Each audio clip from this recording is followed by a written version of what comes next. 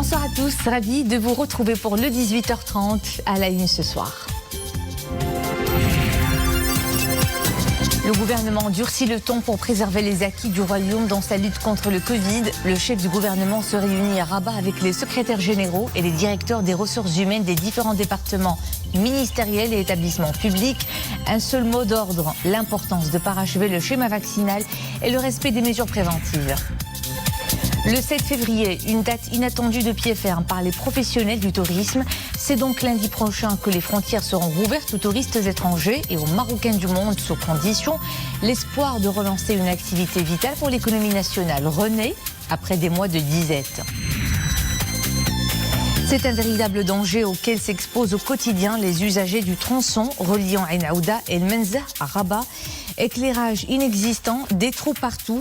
Nous en ferons le point dans ce journal.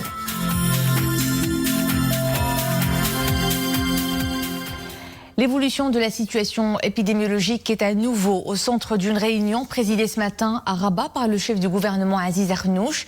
Une réunion avec les secrétaires généraux et les directeurs des ressources humaines des différents départements ministériels et établissements publics. À l'ordre du jour, les principales mesures adoptées au sein des administrations et établissements publics en vue de préserver les acquis du pays dans sa lutte contre la pandémie. Mohamed Aitlijgar pour les développements. Le Maroc a certes dépassé le pic des infections et des cas graves ou critiques, mais le moindre relâchement risque d'engendrer un nouveau rebond des contaminations. D'où ce rappel à l'ordre, si l'on peut dire ainsi, en vue d'accélérer le rythme de la mobilisation et de faire respecter les mesures de prévention au sein des administrations et établissements publics. Nous leur avons demandé de sensibiliser et de dialoguer avec les fonctionnaires dont le nombre dépasse le million de personnes au plan national et qui jouent un rôle important au service des citoyens. Aujourd'hui, nous nous préparons à rouvrir les frontières. Nous mobilisons d'énormes moyens pour la relance de l'activité, de l'économie et du tourisme. Une plus forte implication des administrations et des établissements publics dans la poursuite de l'application des mesures préventives contre le Covid-19 devrait assurer la sécurité des salariés et des usagers et préserver la continuité du travail au sein des administrations.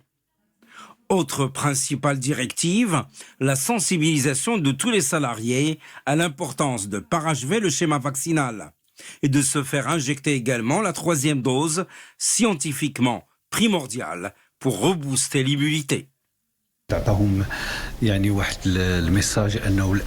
Nous avons souligné l'importance de la 3e dose et du pass vaccinal pour l'accès aux administrations. La seule solution, c'est la dose booster qui doit être généralisée dans les plus brefs délais. le 3e vaccin, le booster, Aujourd'hui, 67,3% seulement de la population est primo-vaccinée, 63% disposent d'un schéma vaccinal complet à 2 doses, mais à peine 10,5% ont eu la dose de rappel. Après les secrétaires généraux et les directeurs des ressources humaines des différents départements ministériels et établissements publics, le chef du gouvernement a tenu une réunion similaire avec le patronat sur les moyens de relancer durablement l'économie. Réunion tenue cet après-midi à Casablanca. On retrouve Mohamed Aitlijgar.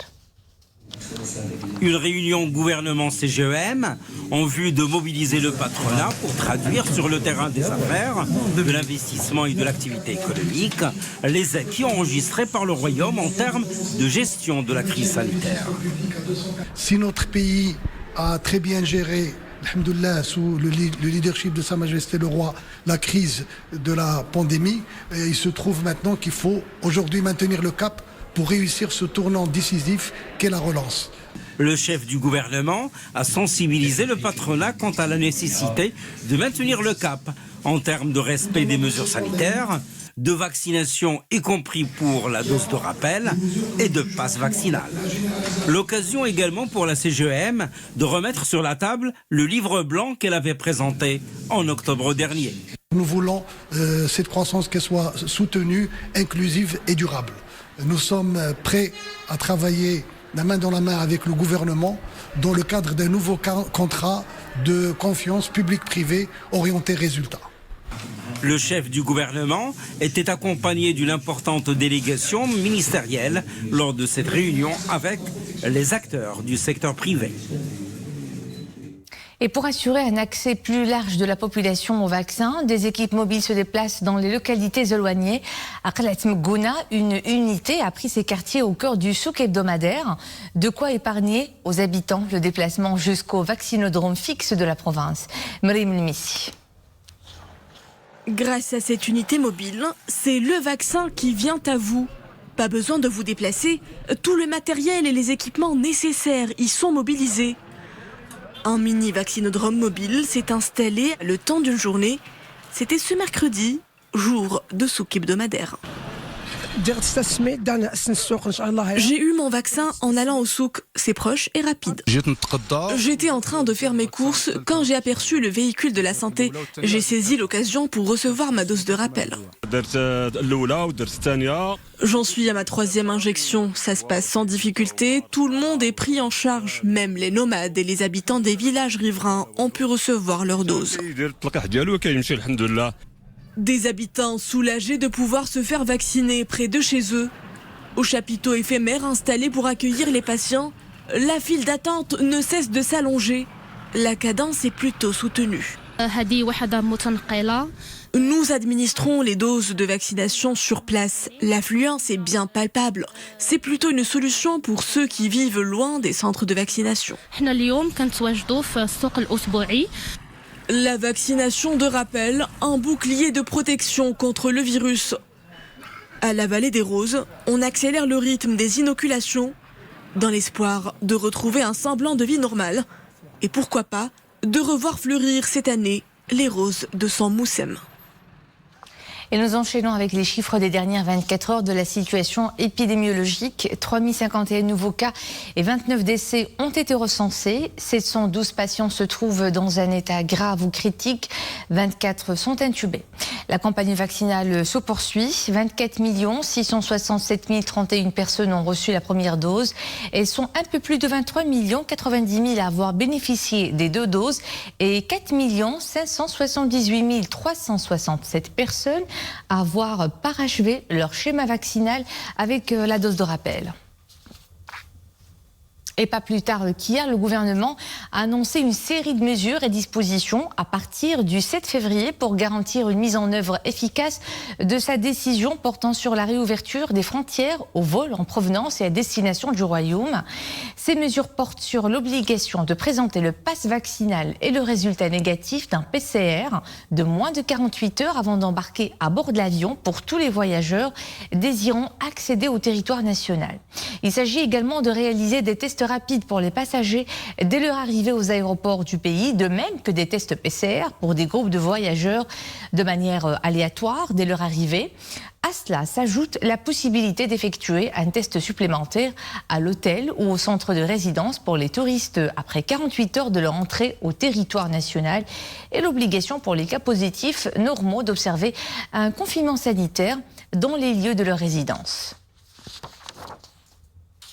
Enfin, une réouverture après une attente insoutenable des professionnels du tourisme, l'un des secteurs qui ont le plus pâti des conséquences de la crise sanitaire depuis presque 2 ans maintenant. La réouverture des frontières fait renaître des espoirs, ceux d'une véritable relance. Reportage à Agadir, Yassil Maazi, Zakaria Mouqin-Billah et Emri Missi. Au siège de cette entreprise spécialisée en quad et buggy d'Agadir, le personnel est à pied d'œuvre. Depuis quelques jours, ces engins sont en préparation pour reprendre du service. Maintenance des véhicules, nettoyage et essais, l'activité reprend en prévision du retour des clients.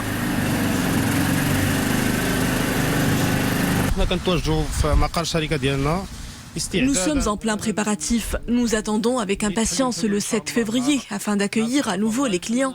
J'espère que cette réouverture sera de bon augure pour l'ensemble des opérateurs touristiques. Même constat chez les professionnels de l'artisanat. Dans les échoppes, on s'active à entretenir les lieux. Après 2 années de vaches maigres, les commerçants espèrent une relance de l'activité avec la réouverture de l'espace aérien.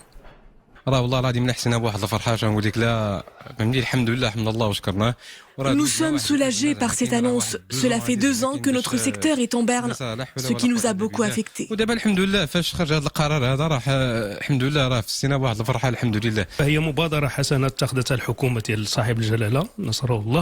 Nous avons bien accueilli l'initiative prise par le gouvernement. J'espère que cette décision permettra au secteur de retrouver son dynamisme. Nous avons vécu une période difficile, mais nous gardons espoir. À partir de lundi prochain, l'espace aérien sera donc à nouveau rouvert aux vols au départ et à destination du Maroc. Une reprise d'activité dont dépend l'ensemble de l'écosystème touristique national. Cette bonne nouvelle à présent, le sauvetage d'un enfant qui serait tombé dans un puits profond de pas moins de 60 mètres dans un douar dans la province de Chaouen. L'enfant serait âgé de 5 ans et il serait toujours en vie. Mais nous ignorons pour le moment son état de santé et les circonstances de l'accident. Nous y reviendrons dans nos prochaines éditions. Dans l'actualité législative, clôture de la session d'automne dans les 2 chambres parlementaires. Une séance plénière s'est tenue à la Chambre des représentants durant laquelle son président a notamment abordé les discussions autour du projet de la loi de finances 2022. Un projet étoffé par les amendements apportés dont environ 32% ont été acceptés. De son côté, la Chambre des conseillers a elle aussi tenu une séance similaire, séance précédée par l'approbation à l'unanimité de 5 projets de loi portant approbation d'accords internationaux.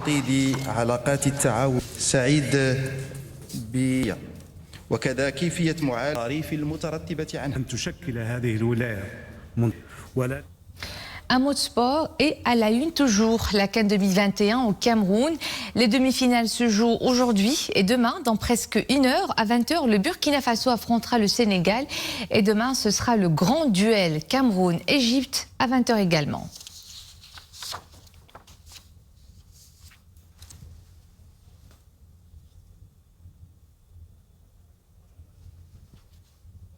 C'est un calvaire de tous les jours que vivent les usagers du tronçon reliant Ain Aouda et El Menzah à Rabat. Absence d'éclairage, route impraticable. Les automobilistes n'en peuvent plus. Passer par ce tronçon est une exposition, un danger certain. Les explications dans ce reportage d'Abdelfatah Zouine et Nesra El Hamdawi.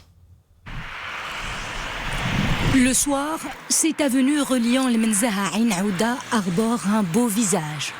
Jusque-là, la circulation va comme sur des roulettes. Passer cet axe direction Ain Aouda sur 7 km, bienvenue dans le noir. À vous de trouver votre voie.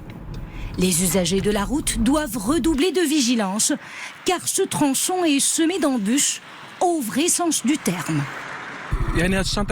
Nous rencontrons beaucoup de difficultés sur cette route. Elle est exiguë et impraticable, pleine de trous. En plus, la voie n'est pas du tout éclairée.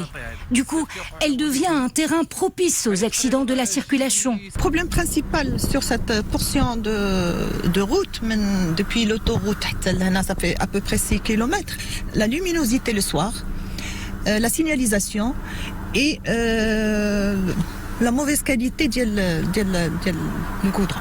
Je viens de la route de Rabat, direction Ain Aouda.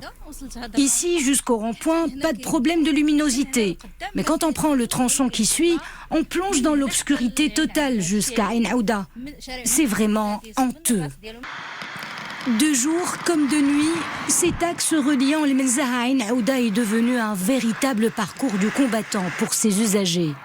Désabusés, ils tirent la sonnette d'alarme. Nous, habitants d'El Menzah, nous souffrons énormément à chaque fois que nous empruntons cet axe, particulièrement lorsque la vision est réduite par le brouillard ou la pluie. En plus, cette route est étroite, alors qu'elle est à double sens. Cet axe est connu pour son trafic très dense. Les poids lourds l'empruntent en permanence. Le soir, la route devient plus dangereuse encore.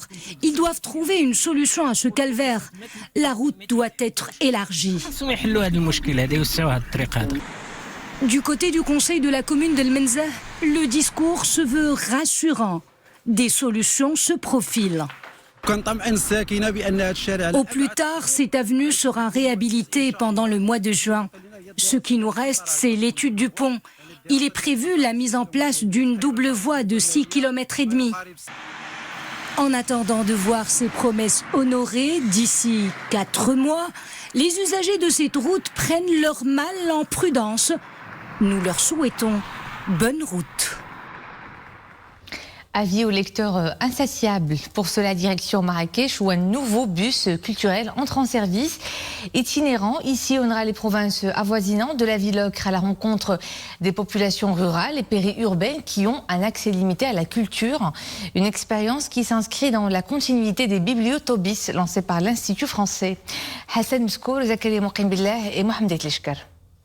Installé au sein de la cour de la maison de l'étudiante, dans la vallée de l'Orica, près de Marrakech, ce bus culturel accueille ses premiers visiteurs. Les bénéficiaires, des élèves issus de la province d'El Haouz, des élèves qui semblent enthousiastes de découvrir le support multimédia mis à leur disposition. Réalité virtuelle, spectacle artistique et bibliothèque de livres. Les supports multimédia comme les tablettes électroniques sont très utiles. Ils nous servent à réaliser nos devoirs, à faire des recherches, à enrichir notre culture générale. Nous savons qu'il y a un désintérêt pour la lecture chez les jeunes. Grâce aux applications multimédia, le livre peut être présenté d'une façon interactive, afin de les encourager à lire. Créé par l'Institut français, ce concept est baptisé Bibliotobis.